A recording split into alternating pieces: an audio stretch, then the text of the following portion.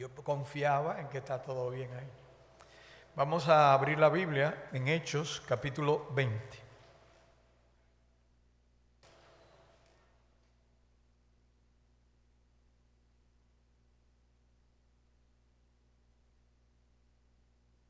Versículo 1 dice: después que cesó el alboroto, llamó Pablo a los discípulos y habiéndolo exhortado y abrazado, se despidió y salió para ir a Macedonia. Después de recorrer aquellas regiones y de exhortarles con abundancia de palabras, llegó a Grecia. Después de haber estado allí 3 meses y siéndole puestas acechanzas por los judíos, para cuando se embarcase para Siria, tomó la decisión de volver por Macedonia.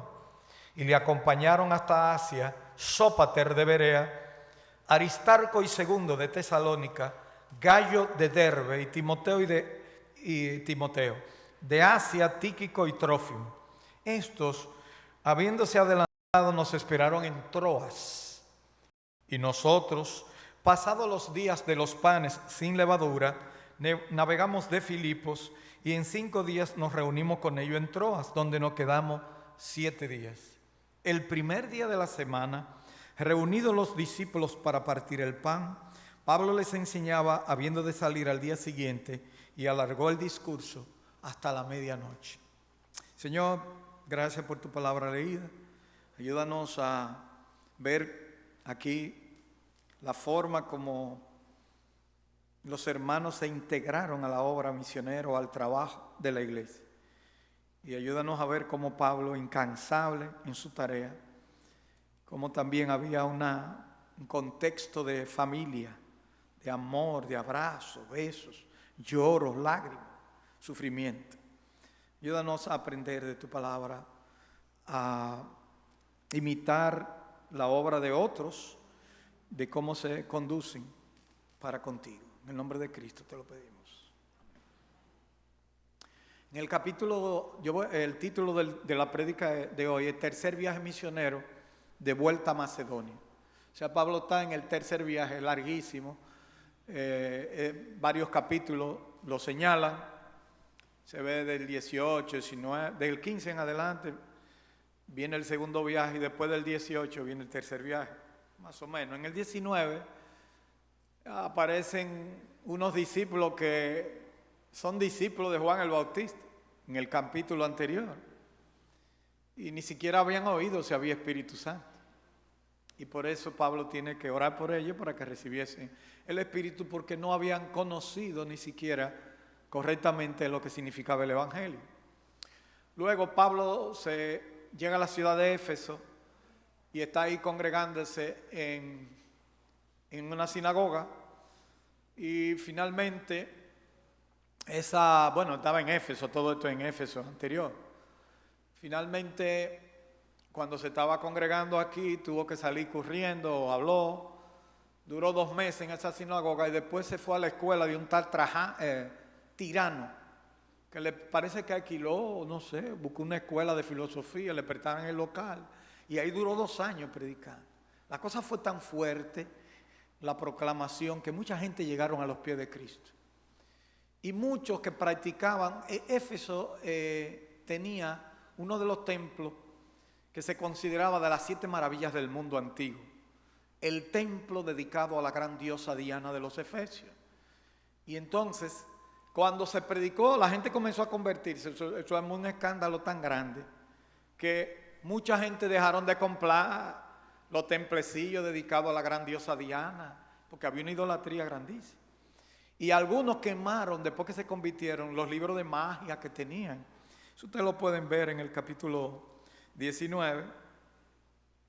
Y con esta situación hubo un alboroto tan grande porque dijeron, bueno, el negocio de hacer templecitos chiquitos, réplica de la Virgen de los templecillos de Diana, en aquella época, le estaba quitando la ganancia a los que vivían de eso. Entonces dijeron, bueno, este negocio se va a ir a pique. Y comenzaron y agarraron 2 o 3 que encontraron discípulos que habían venido con Pablo y comenzaron a vocear, grande Diana de los Efesios. Y tuvo que venir el alcalde de la ciudad ahí dice el alguacil, pero es un alcalde, sería como hoy. Y le dijo, ¿y quién es que no sabe que la gran diosa Diana es? ¿Y quién está poniendo en entredicho? Si usted tiene problemas, bueno, pues la justicia está ahí, sométanlo. Son cosas de religión y cosas. Y entonces Pablo iba a entrar y le dijeron, estate quieto, Pablo, no te metas en ese lío. Hasta las autoridades le dijeron que lo dejara así. Pero bueno, ese es el contexto. Por eso, cuando usted lee en el versículo 1, dice, después que cesó el alboroto, porque hubo un alboroto grandísimo. ¿Y quién que no sabe que Júpiter fue que aterrizó aquí? Y por eso había un templo. Bueno, las 7 maravillas del mundo antiguo eran el discóbolo de Mirón, la pirámide de Egipto, el coloso de Roda, el templo de la gran diosa Diana, la muralla china, la gran muralla china. ¿Qué me falta? Los jardines colgantes de Babilonia. Esos son, ya lo dije todo. Ok. Eso, había un templo ahí, en Éfeso, que era todo el mundo venía de todas partes a adorar. Y entonces aquí vino, después que bajó el alboroto, dice el versículo, llamó Pablo a los discípulos y habiéndole exhortado y abrazado, se despidió salió para ir a Macedonia. Un equipo de misioneros que ustedes ven que aquí, que es un equipo ejemplar. Sópater o Sopater, dice Sópater, la Reina Valera 60. Sópater de Berea, hijo de Pirro, dice la Biblia de las Américas y otras traducciones. Se menciona un equipo misionero ejemplar. Pablo se fue de ahí de nuevo. Si hubiéramos tenido el mapa, que yo lo tenía, pero otra vez mapa de Grecia y esa zona, y de Turquía moderna, que sería Asia Menor, donde está Éfeso. De ahí navegó para Grecia, la Acaya, que se conocía como Grecia, Macedonia, la parte más para abajito, toda esa Macedonia, la parte de arriba, y Acaya, la parte de abajo, pero todo hoy lo conocemos como Grecia. Una comisión numerosa, aparecen 7 nombres, o sea, 7 nombres propios: Sópater de Berea, hijo de Pirro, Aristarco y segundo de Tesalónica, Gallo y Timoteo de Derbe, Tíquico y Trófimo de Asia. O sea, 7 nombres. Con Pablo ahí fajado. Pues esa gente no trabajaba.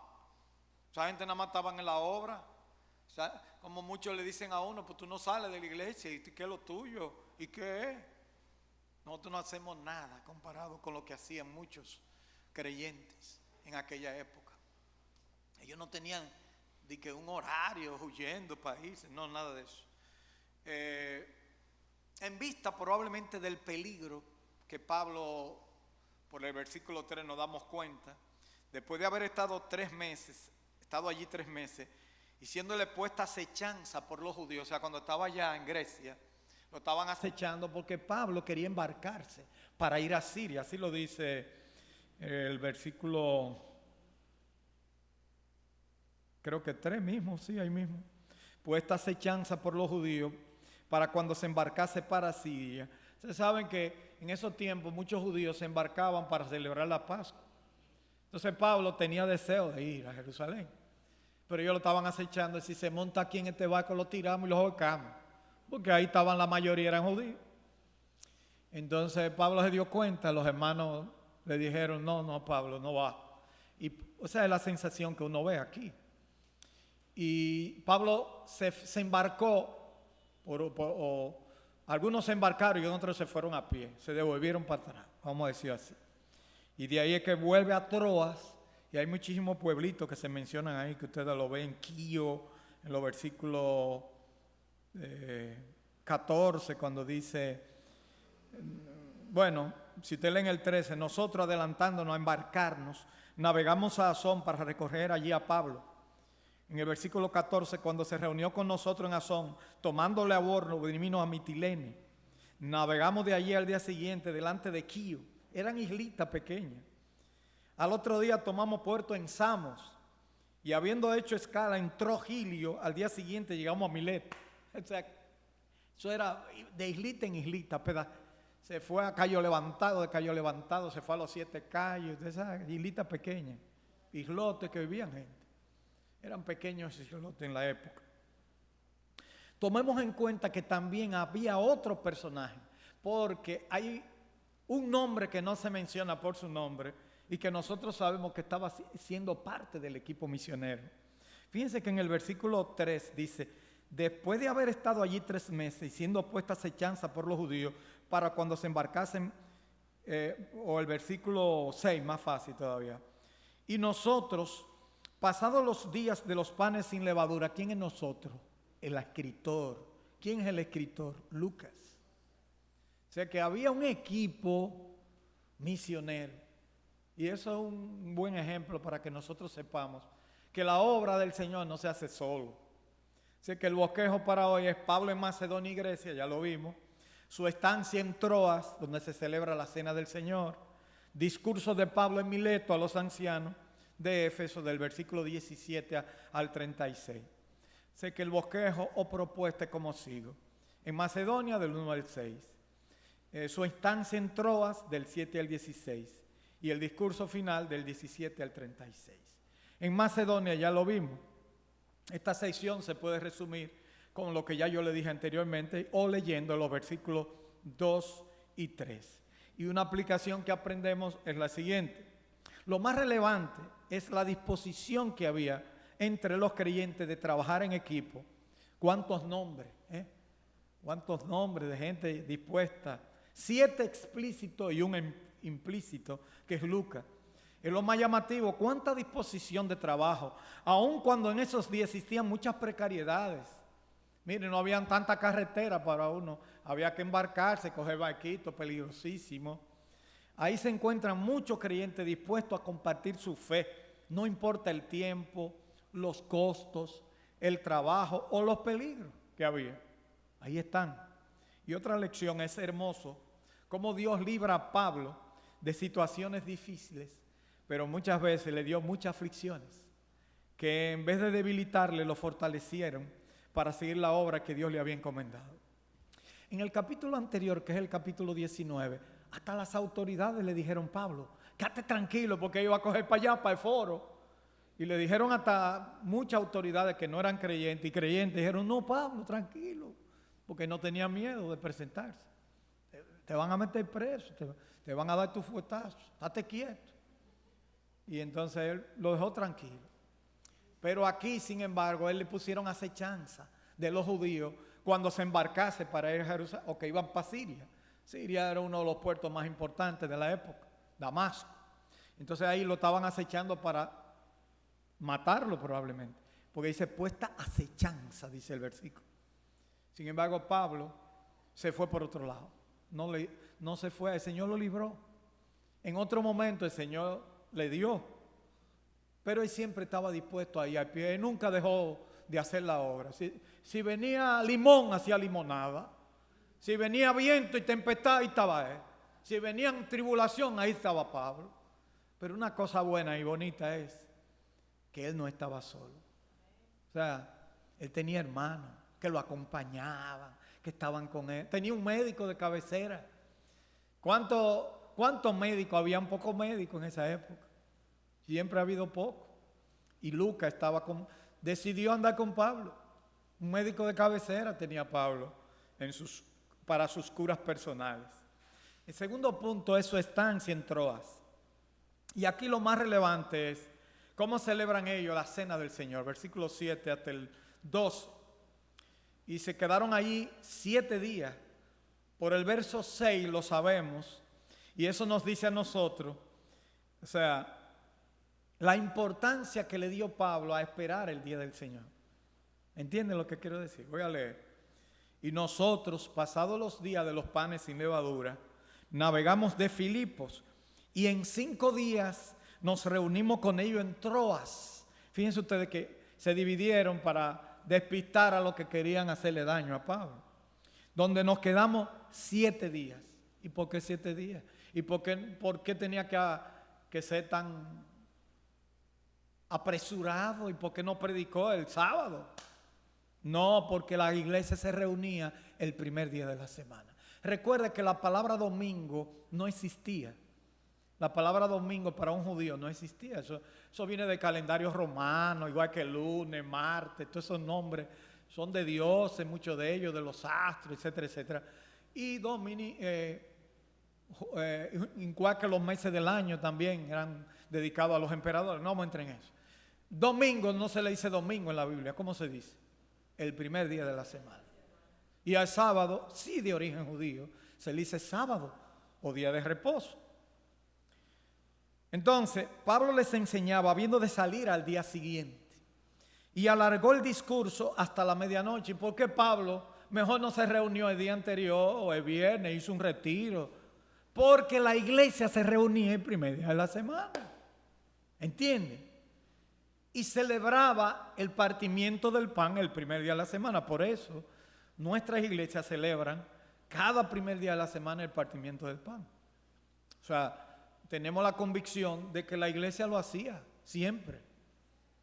Es verdad que por un lado los católicos se han ido al otro extremo porque cada vez que hacen un culto celebran una misa, como dicen ellos. Pero Pablo aquí esperó hasta el último día, como se ve en la narración. Si ustedes leen todo el contexto, porque es que no tenemos tiempo para todo, y lo tengo en la cabeza, pero quiero leerse. Versículo 16. Porque Pablo se había propuesto pasar de largo a Éfeso para no detenerse en Asia, pues se apresuraba por estar el día de Pentecostés, si le fuese posible, en Jerusalén. Si ustedes ven, ya habían hecho como un acuerdo para, nos vamos a reunir en tal parte. Por eso se ve por el versículo 3. Porque toda esa islita que ellos navegaron, que yo Metilene, qué sé yo qué, todo eso era otra ruta. Pero Pablo, mientras tanto, aprovechaba. Otros se fueron por tierra, otros fueron por mar y así sucesivamente. Pero Pablo, cuando llega a Troas, se mete directamente a territorio y otros discípulos siguieron por otra vía. ¿Qué hizo ahí? Celebró la cena del Señor. ¿Qué hizo más? Aquí nos dan también algunas lecciones. ¿A qué hora debe celebrarse la cena del Señor? Hay un hermano querido en La Delgada que yo lo quiero mucho, pero él dice que es una cena y hay que celebrarla de tarde o de noche. Él le ha cogido con eso, entonces yo no sé qué dirá de Pablo. ¿Sabe a qué hora se celebró la cena del Señor? Al otro día de madrugada. Miren ustedes. Bueno, pero cuando estaba predicando se cayó Eutico de la ventana y alargó el discurso hasta la medianoche, dice el texto. ¿Sabes? Eso es algo bonito para mí, o por lo menos me da consuelo. Yo sé que algunos hermanos se duermen en los cultos, pero a mí me da confianza de que a Pablo se le durmieron. Pero Pablo era en la medianoche, cualquiera se duerme. Después de las 12, yo no respondo, dicen los hermanos. Aunque hay hermanos que se duermen, no importa, a las 9 de la mañana, a las 10. De hecho, hay una historia famosa que yo le cuento, le he hecho esa historia muchas veces, de un hermano que siempre se dormía en los cultos y se compró un radio de cassette. Y él, bueno, lo tenía ahí cuando el predicador viene y le dice, porque él lo vio que se durmió allá atrás. Le dice, ¿qué le pareció el mensaje de hoy? Y dice, hermano, si usted supiera que me dormí. Pero mire, compré un radio, yo lo grabé, tengo un cassette aquí. Oh. Y como a las 2 o 3 semanas viene el predicador y le pregunta, dígame, ¿qué le pareció el mensaje que usted escuchó en su casa? Dice, si usted supiera que me fue de doble bendición. Dice, sí, me dormí de nuevo. Hay gente que creen que es una bendición. Pero bueno, lo que se ve aquí, varios principios aparecen aquí. Miren, la cena del Señor se celebró al amanecer prácticamente. Si ustedes siguen leyendo, Eutico se muere. Quien certifica la muerte era un médico, que es Lucas. Pero el Señor en su misericordia lo resucitó, Pablo. Lo único que yo le digo es que no se desnuque porque yo no soy Pablo. No lo puedo resucitar. Y luego en el versículo 11 dice, después de haber subido y partido el pan y comido, habló largamente hasta el alba. Y así salió Y llevaron al joven vivo y fueron grandes. Ahora, de ahí en adelante yo le aseguro una cosa, ahí nadie se durmió. Todo el mundo estaba así, vea. Seguro atendiendo el mensaje. Y ustedes se preguntan, por eso yo le estoy haciendo un énfasis en la cena del Señor. ¿Por qué Pablo por qué no lo dio temprano, el día anterior y ya? No se convocan como ahora en WhatsApp, estamos todos aquí, una llamadita, nos vamos a reunir este fin de semana. No, la costumbre era el primer día. Entonces Pablo sabía que los hermanos iban a estar reunidos ese día. Y hasta se alquiló, se buscó un lugar apropiado. Tenía mucha lámpara, dice, jachones, no sé, humo encendido. Ahí había algo que ellos estaban ahí con luz, pero no eran luz como la de ahora, ¿verdad? Ustedes lo leen en el contexto. De la celebración instituida por el Señor, la más sencilla y relevante es la cena del Señor. Por pasajes como este, nosotros aprendimos, o me enseñaron a mí, que la cena se celebra cada primer día de la semana. Y yo aprendí por eso. Es posible que los católicos hayan exagerado al celebrarla cada rato, cada culto. Pero pienso que los cristianos evangélicos, que no son de los hermanos, en su mayoría, han llevado más lejos porque casi no quieren celebrar la cena del Señor. Hay iglesias evangélicas que parten el pan una vez al año, el primer domingo, o a final de año, o en Semana Santa. No sé, como ellos digan. Una vez al año o 2 veces, a lo más 3. Tengo en la congregación donde yo voy el primer día, el primer domingo. Yo quiero comenzar a que se haga cada 15 días ya. Le he dicho a los hermanos. Es nuestro deseo que se celebre entonces más frecuente allá. Nosotros, apegados a la costumbre de los discípulos, la celebramos aquí cada primer día de la semana. Ahí viene en tercer lugar el discurso de Pablo en Mileto. Le voy a dedicar 10 minutos a esta parte. Yo espero. Esto representa del versículo 17 en adelante. Fíjense que Pablo navegó ahí. Entonces, porque se embarcó. Pero había una reunión en Mileto. Y de Mileto él mandó a buscar la iglesia que era más grande. ¿De dónde eran la gente más grande? Donde duró 3 años y pico predicando y creció mucho. En Éfeso. ¿A quién mandó a llamar?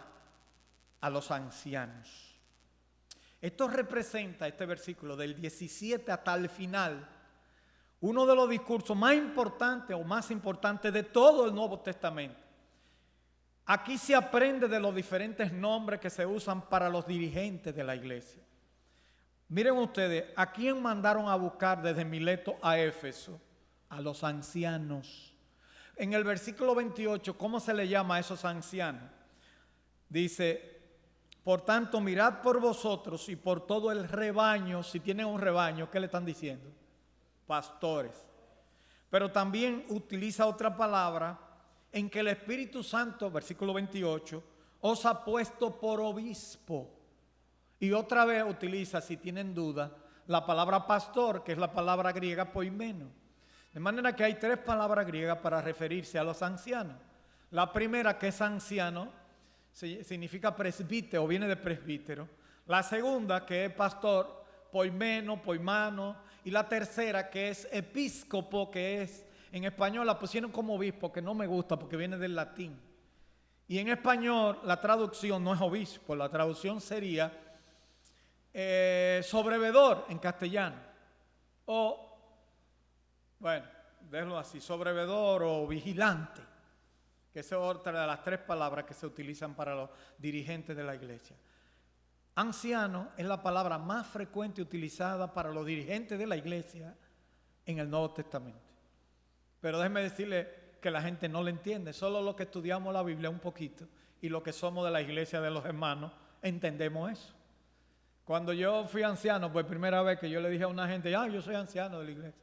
Me mira de arriba abajo, ve que yo soy un muchacho, un joven, 30 y pico de años, 30 y algo, o 29 por ahí, 29 a 30, y me dice que tú eres anciano, pero tú no eres ningún anciano.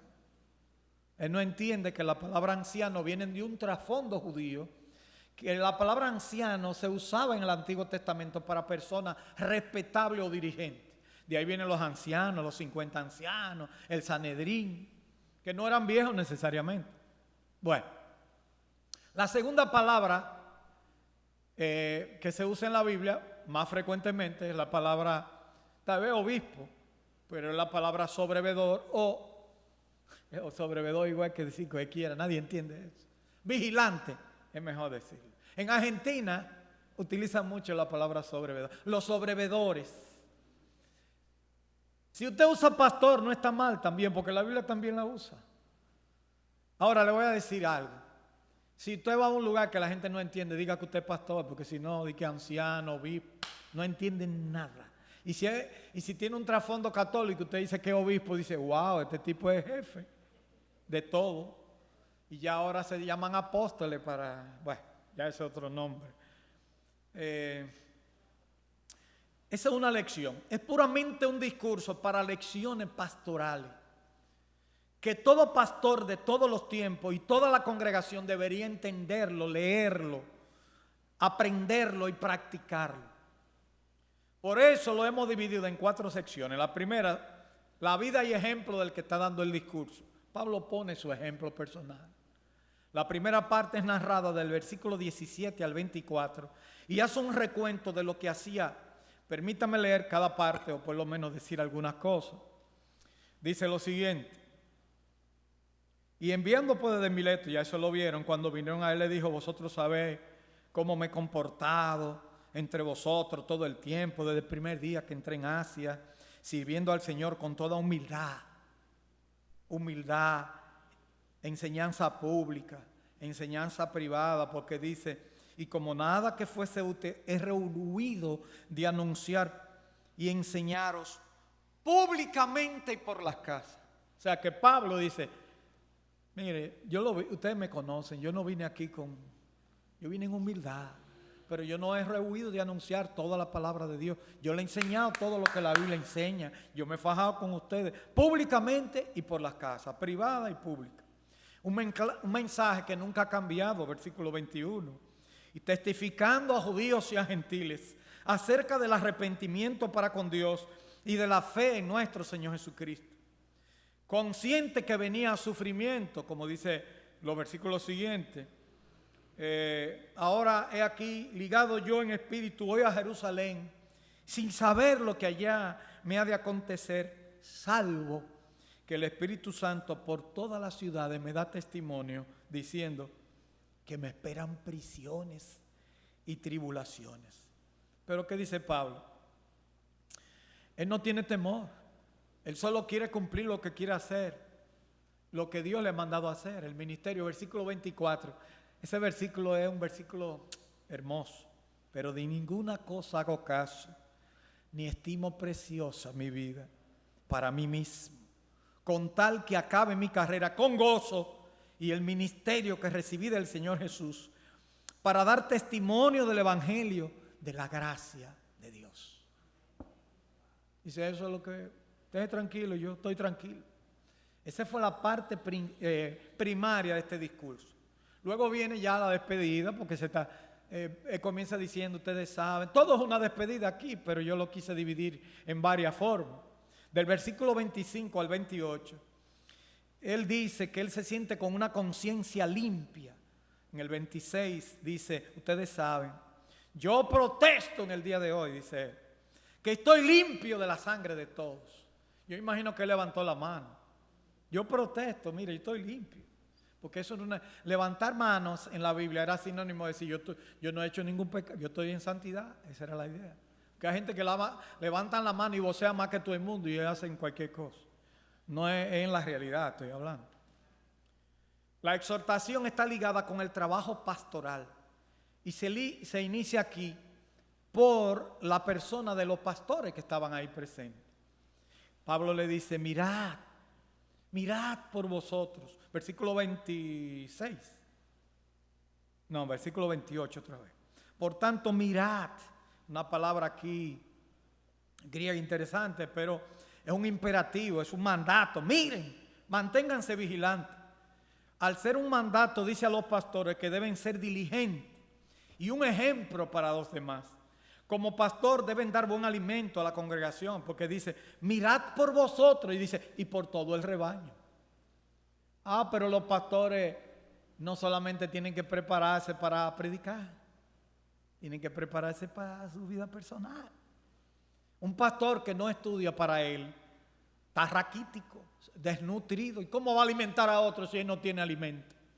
Lo primero que Pablo le dice a los pastores es, mirad por vosotros, es un mandato. Y luego dice, y por todo el rebaño en que el Espíritu Santo se ha puesto por obispo. ¿Para qué? Para alimentar. Si usted no se alimenta, ¿cómo va a alimentar a otro? Entonces está con pastores aquí, fajado, diciéndole, mire, ustedes saben que yo le he predicado, yo no he rehuido de anunciar todo el consejo de Dios, pero usted tiene que vigilar por ustedes. Yo lo digo porque muchas veces uno tiene un estudio y se olvida de que hay que trabajar para la vida mía. Ay, no, yo tengo mucho trabajo y nada más estoy preparando el mensaje. Y el mensaje, ¿y dónde está el estudio tuyo? Por eso yo no negocio, yo me levanto y es para mí. Después lo otro será durante el día para preparar mensaje. Pero hay que estudiar primero la Biblia para alimentarte a ti mismo. Los pastores principalmente. Porque los otros que no tienen problema de prédica, porque tienen que preparar alimentos para los otros. Y ustedes dicen, pero ¿y cómo puede ser que una gente prepare alimentos para otro y no se alimente? Yo conozco cocineras que están flacas y todos les hiede y ellos cocinan. Yo no entiendo, ellos todos les hiede. ¿Usted no ha visto eso? Gente que todos les hiede y que, ay no. Y ellos así un fideo y no comen, pero preparan comida sabrosa para otros. Ahora los buenos chefs siempre viven probando. Y están gordos todos. Y son hombres la mayoría. Así que como pastor debe dar un buen alimento a la congregación. Y detrás de la palabra de rebaño está la idea de pastorear, que literalmente significa, apacentar significa, y esos mandatos que aparece aquí, significa dar de comer. Literalmente alimentar ovejas o hacer la tarea de un pastor. Esa es la idea. Así que aquí se expresan, cuando dice apacentar, cuando dice rebaño, y ya vimos nosotros que aparece la palabra obispo, ahí aparecen las tres palabras. Una advertencia aparece en el versículo 29 al 34, que sería la parte C de este mensaje. Yo dije que eran 10 minutos, pero ya estamos terminando. Versículo 29. Porque yo sé que después de mi partida entrarán en medio de vosotros lobos rapaces, que no perdonarán el rebaño. Entrarán lobos. Y de vosotros mismos, se levantarán hombres que hablen cosas perversas para arrastrar tras sí a los discípulos. La conciencia de Pablo aquí es que van a venir lobos con piel de oveja, que no van a perdonar el rebaño. Segundo lugar, y no menos importante, que dentro de la misma iglesia se levantan personas. Por eso la palabra sobrevedor, la palabra velar significa, o la palabra que está detrás de la palabra obispo, significa uno que está vigilando a ver si el peligro viene por ahí, la falsa doctrina, los disparates, que allí se hace así, aquí no se hace así, porque aquí no se hace aquí y allí se hace así. Porque todos son congregaciones que Dios hace que una congregación haga una cosa de una manera y otra de otra. Pero hay que tener cuidado con disparate, porque hay muchos disparates, perdonen, muchas cosas que dicen por ahí. Si yo le digo, nada más usted, lo voy a decir así nada más, disparate. Así que, como quiera, por eso el apóstol le da un mandamiento, velad. Y luego aquí, en el versículo 31 dice, por tanto, velad. La palabra es un mandato también. ¿Y de dónde viene el nombre de Gregorio? Si una gente se llama Gregorio, significa velar. En griego es gregoreo, que significa uno que está con un ojo abierto y otro cerrado.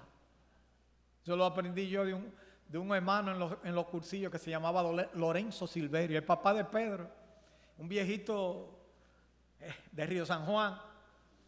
Y él cuando oraba en los cursillos, yo lo veía, ¿sabe cómo oraba él? Con el plato aquí, porque hacía maldad. Y entonces, para que no le hicieran a él la maldad, porque cuando los hermanos estaban orando, él le sacaba la carne. Y entonces cuando él oraba, Y yo le pregunto, hermano, ¿y por qué usted ora así? Dice, porque hay que orar y velar. Mire cómo oraba él. Él oraba con el plato de comida aquí, la mano alante del plato y un ojo abierto y otro cerrado. Señor, bendice estos alimentos, que no ayuda a los que no lo tienen, tú sabes. Y después, en el nombre, ¡pa! Y yo le pregunto, hermano, ¿y qué pasa? Y dice, hay que orar y velar. Hay que orar y velar. Me dijo Lorenzo. Era pintoresco igual que el hijo. Bueno, yo que tengo que terminar. Lo mejor que hace Pablo en su práctica es versículo 32. Y ahora, hermanos, se encomienda. Recuerden que Pablo se está despidiendo. Manda a llamar a los ancianos de un lugar, los reúne. Y él dice, os encomiendo a Dios y a la palabra de su gracia, que tiene poder para sobreedificaros y daros herencia con todos los santificados. Aquí en Pablo lo dejó a los hermanos. Dice, os encomiendo a Dios y a la palabra de su gracia. Es a la palabra, no a cualquier cosa. Y a Dios mismo. Se pone como ejemplo de trabajo. Dice, ni plata, ni oro, ni vestido de nadie. Los vestidos eran caros en esa época. El que tenía 2 remuas era rico. Y el que se vestía de púrpura era millonario. Nada más eran los ricos y los reyes que vestían así. Por eso Lidia, la vendedora de púrpura, era rica. Porque ella hacía púrpura, era telita fina. La tela hoy en día. Cuando yo era muchacho, en todas las esquinas había una costurera, pero ahora la ropa está tan barata que ya los costureros quebraron. Los pantalones yo todavía los mando a hacer porque yo nací en Los Pepines. Y en Los Pepines era la fábrica había muchos sastres. Mi sastre, este pantalón es hecho a la medida, porque me sale hasta más barato hacerlo. Me enseña tela ahí que tú casi 1000 inglés, qué sé yo qué. Y uno se toma la medida y ya, ¡pran! A la medida. Pero ahora nadie casi, todo el mundo lo compra. Las cosas han cambiado, los tiempos son diferentes. Pero Pablo dice, ni plata, ni oro, ni vestido de nadie he codiciado. ¿Y qué dice más? Miren ahí, antes vosotros sabéis, versículo 34, que para lo que me ha sido necesario, a mí y a los que están conmigo, estas manos me han servido. ¿Qué hacía Pablo para mantenerse? Trabajaba, hacía tiendas. Era un predicador, pero en Latinoamérica no todas las iglesias pueden mantenerla un pastor. Hay que ser claro. Ahí hay mucha gente que nada más viven hablando de dinero en la congregación. Y los chelitos y la ofrenda, ellos manejan la ofrenda a discreción. Esa es una de las críticas que le hacen a los evangélicos. A nosotros no. Pero todo el mundo cree que todos somos iguales. Ya hay un amigo mío que me tiene podrido en el chat, que todo lo que pone siempre es de que toda la mujer que vino y pidió, yo lo que quiero es una casita que tenga qué sé yo qué, y yo quiero un qué sé yo cuánto. Ella lo hizo, es que no le contesto, porque yo me puse a averiguar, porque oye, o está loca o qué. No sé si ustedes vieron en internet que mandaban siempre una mujer que decía que quería ella. Que la iglesia se prepare porque yo necesito una casa nueva, un carro nuevo, una pastora. Pero después yo leí que fue que ella hacía eso jugando con su hija, para que el jueguito, a ver si alguien pega. Hay unos que comienzan en la televisión, ustedes han visto de que y un fax atrás y que todo eso son mensajes llegando, la bendición, siembra para que te coseche, y los incautos mandando tarjeta de crédito. Tú no tienes dinero, tenemos un verifón para ti. Es que yo cuánto. Yo fui una vez cuando era muchacho a una campaña que a mí yo me fui, me dio vergüenza. Ese reloj tan lindo, échalo. Y no tiene. Era así. Cuánta estupidez. Y la gente le hace caso. Pero aquí la gente tampoco ofrenda. Eso es lo malo, que todo es para otra cosa. El otro extremo, también hay que ofrendar. En conclusión, bueno, hay muchas cosas que decir. Sus manos le sirvieron a una sociedad que tenía que trabajar para ayudar a los necesitados. ¿Por qué Pablo decía, estas manos me han servido a mí y a los que están conmigo? ¿Cuál era la razón? Ahí está. Versículo 35. Yo quisiera darle un estudio de cada cosa, pero se lo leo porque ahí está todo. Eso no hay que hablar mucho. En todos os he enseñado que trabajando así se debe ayudar a los necesitados y recordar las palabras del Señor Jesús que dijo, más bienaventurado es dar que recibir. ¿Por qué yo trabajo? Porque yo quiero ayudar a los otros. Esa es la razón principal. Yo, gracias a Dios, soy cirujano y ya estoy casi retirado, ya yo estoy metiendo los papeles para la pensión. Pero es para aprovechar, porque hay una ley que me protege y no quiero que se cambie la cosa, o un decreto. Yo puedo durar hasta cuando yo quiera, pero yo voy a aprovechar, ya yo puedo jubilarme, ya tengo la ley, me favorece. Pero ¿por qué hay que ganar? Para ayudar a otros. Si no es para eso, no. Y allá, por ejemplo, en la iglesia hemos aprendido eso. Los que ganan más dan más. Y en Navidad dan dinero para que se reparta. Este año repartimos 100,000 pesos en bono. Al ciruelito, al barrio le mandamos. Allá mismo. Todavía me queda un bono ahí por una emergencia. En todo enseñando. Ahora, aquí hay un pasaje que dice, y recordar la palabra del Señor Jesús que dijo. ¿Dónde está eso? ¿Cuándo lo dijo Cristo? ¿Cuándo dijo Cristo recordar la palabra del Señor Jesús que dijo, más bienaventurado es dar que recibir? ¿Dónde está eso? ¿En qué parte de los evangelios? Vamos, búsquenla. Lo interesante es que muchas cosas de las que Jesús dijo no están escritas. No están escritas todas. Por eso Juan lo dice. Pero lo dijo el Señor, porque Pablo no está mintiendo y es dirigido por el Espíritu que se escribe esto. Más bienaventurado es dar. Cuando usted da, pero hay gente que se acostumbran es que son de la tribu de Isaacar, ¿debe? No son de la tribu de Dan. Porque hay 12 tribus en Israel. Hay gente que son de la tribu de Dan, de lo que dan, y hay que son de la tribu de Isaacar. Sacan. Bueno, ya yo terminé. Viene la despedida emocionante, una despedida hermosa. Versículo 35, en todos se ha enseñado que trabajando así se debe ayudar. El 36, cuando hubo dicho estas cosas, se puso de rodillas, oró con todos ellos. Entonces hubo un gran llanto de todos y echándose al cuello de Pablo le besaban, doliéndose en gran manera por la palabra que dijo, de que no verían más su rostro, y le acompañaron al barco. Eso es emocionante. Lo besaron, lo abrazaron, le dieron un besito, porque los hermanos se saludaban con ósculo. Lo despidieron, porque una palabra que le llegó a ellos cuando dijeron, ya ustedes posiblemente no verán más mi rostro. Pero ¿a quién lo encomendó? Ay, si Pablo no está, se acabó la iglesia. No.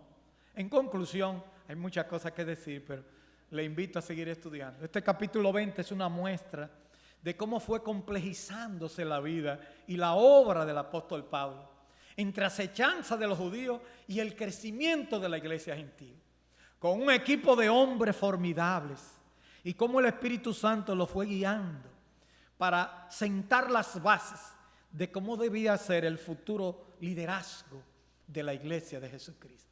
Aquí hay un ejemplo de cómo debe ser un líder, porque hay líderes que nada más están pensando, ¿y los chelitos? ¿Dónde están? ¿No? Hay hermanos que usted le invita a algo y dice, ¿dónde está? Para la gasolina, para lo otro, está bien, se la vamos a dar, pero espérese. A veces no saben que Dios le da todo y cómo se pierden de muchas cosas. Pero hay otros que también se aprovechan de la congregación. Como dice ahí, van a levantarse lobos que nada más viven pidiendo cuarto para la iglesia y nada más para ellos. Palito y dame. Se ahogó palito y no me dame. Eso es así. Cosas de muchachos cuando uno le decían para darle a uno. Pero aquí es para que le den. Tengamos mucho cuidado, hermanos, con materializar la iglesia de Jesucristo. Y yo sé que aquí decir eso es nada para mí. Pero muchas veces hasta me han tirado y dice, wow, ese pastor tiene una lana. Cuando yo compré esa jipeta me dijeron, wow, mira lo que le puso a la iglesia. Una fortuna de 2017, nuevecita, con el plástico y todo. ¿Qué iglesia me dio? Yo de maldad recibo dinero de la iglesia, pues si un día viene otro pastor. Pero ustedes saben que es un dineral, 2,000 pesos mensual. Eso es simbólico, pero es a propósito. Porque también un día, tal vez la iglesia tiene que mantener a otro que no va. Tenemos a Payán como misionero allá. Y la iglesia le da un sueldo aparte, le da una ofrenda aparte. Así que, y de acuerdo a la necesidad, hermano, que también le dan. Pero nunca ha pedido un chele, nunca habla. Nunca le ha faltado nada. Incluyendo una cirugía que la válvula costó 1 millón. Y le regalaron todo cuando se operó. Y nunca le ha faltado.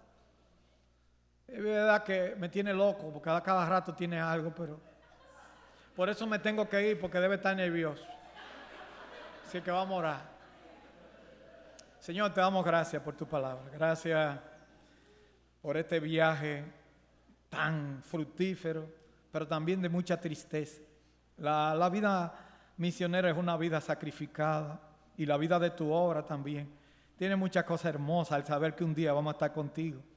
Y tú nos vas a decir, o va a decir a aquellos que han sido fieles: ven, buen siervo y fiel, en lo poco has sido fiel, en lo mucho te pondré, entra en el gozo de tu Señor. Así que anima a todos los creyentes a seguir trabajando por la obra, como aparecen todos estos nombres.